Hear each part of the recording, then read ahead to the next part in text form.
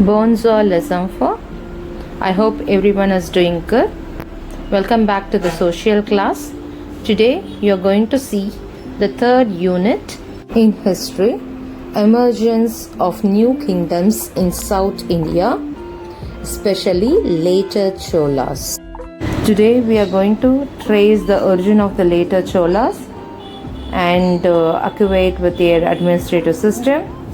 And also we are going to understand the social, economic and cultural development. First of all, we'll see the introduction about the later Cholas. The Cholas are one among the popular and well-known monarchs in the history of South India.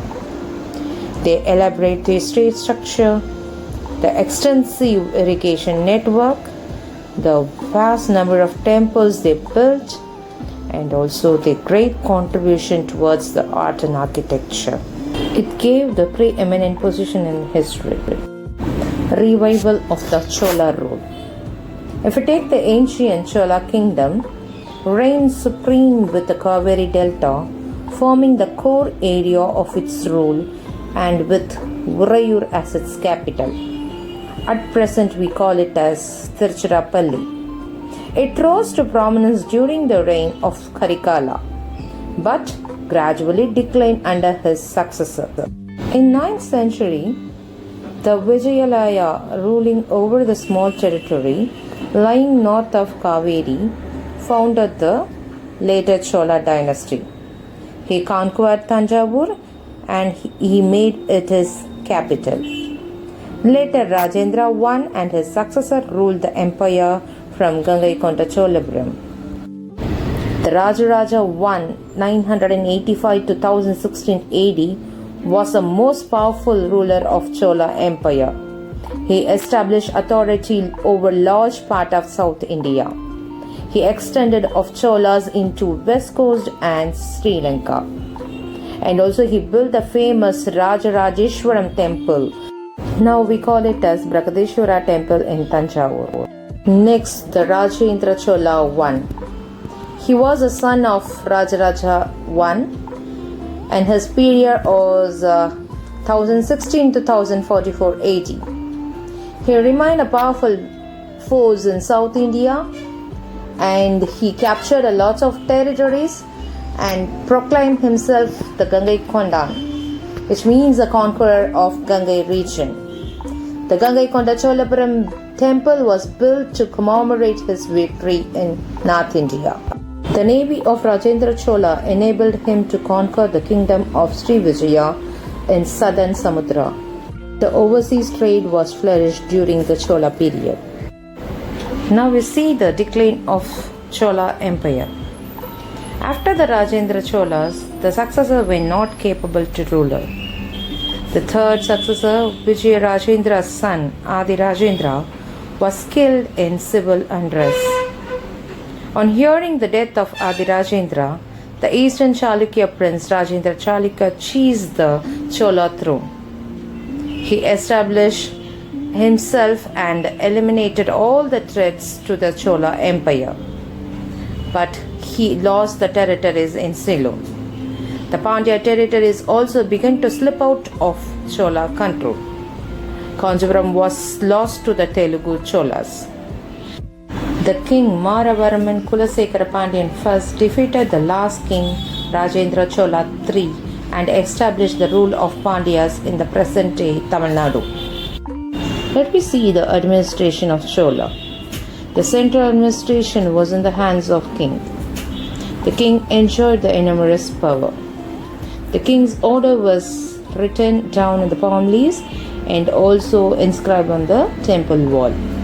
The kingship was hereditary in nature, so he selected his eldest son as a ruler. He was known as Yuvaraja. The Yuvarajas were appointed as governors in the provinces, mainly for administrative training. The Chola rulers established a well-organized system of administration. The whole empire was divided into mandalams. Each mandalam was subdivided into nadus.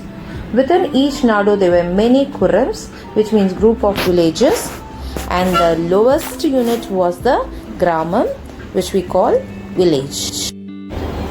The local administration worked through various bodies such as Urar, Sabayar, Nagaratar and Natar. The assemblies in Ur, Sabha, Nagaram and Nadu worked through various committees. The committees took care of irrigation, roads, temples, gardens, collection of revenue and conduct of religious festival.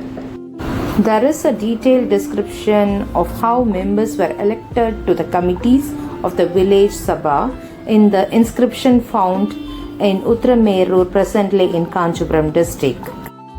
The election process were described as the names of qualified candidates from each ward were written on the palm leaf slip and put into the pot.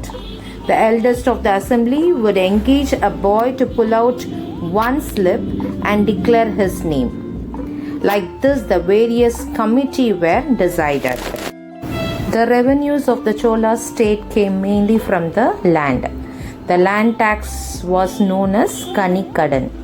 In addition of land tax, there were taxes on profession and tolls on trade. Irrigation.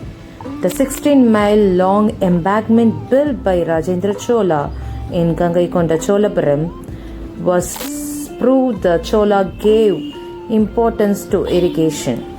Wadi Vaikal, a crisscross channel, is a traditional type of harvesting of rainwater in the Kaveri Delta. Same like that Wadi Vaikal, Ur Vaikal, Nadu Vaikal. Through this, the turn system was in practice in distributing the water. Religion. The Chola rulers were ultra savage. They worshipped Lord Shiva. The numerous hymns were composed by the Shiva saints. Notably, Nambiyanda Nambi composed the Tirumurai. Temples. The temples in Tanjavur, Gangaikonda Cholapuram and Daraspuram were witnessed an extensive construction of Chola's temple. The temples promoted education and devotional form of arts such as dance, music and drama. Chola kings were great patron of learning. Rajendra I established a Vedic college at Enariram, now in Viluppuram district. There were 340 students learned the Vedas, grammar and Upanishads under 14 teachers. Colleges had been founded at Tirubhuvanai near present-day Puducherry and Tirumukkudal in present-day Chengalpattu district in 1048 and 1067 respectively. The great literary work Periya Puranam and Kamba Ramayanam belongs to this period. If you take Chola's trade, was carried out by two guild groups called Anju Vanattar and Mani Gramatar. The Anju Vanattar comprises West Asian Arabs, Jews, Christians and Muslims. They were maritime traders and settled on the port towns all along the west coast. It is said that Mani Gramatar were the traders engaged in inland trade. They operated the maritime trade covering Southeast Asian countries. Through overseas trade with Southeast Asian countries, elephant tusk, coral, transparent glass, betel nuts, cardamom, opaque glass, cotton stuff with colored silk threads were imported. The item exported from here were sandalwood, ebony, condiments, precious gems, pepper, oil, paddy, grains and salt. I'll just close up the session over here. Related to this part 1, I have attached the one word question and answer. I hope you would understood well. Enjoy and learn. The other half of the lesson will be followed up in the next week. Till then, signing off, your Gajalakshmi ma'am. Thank you.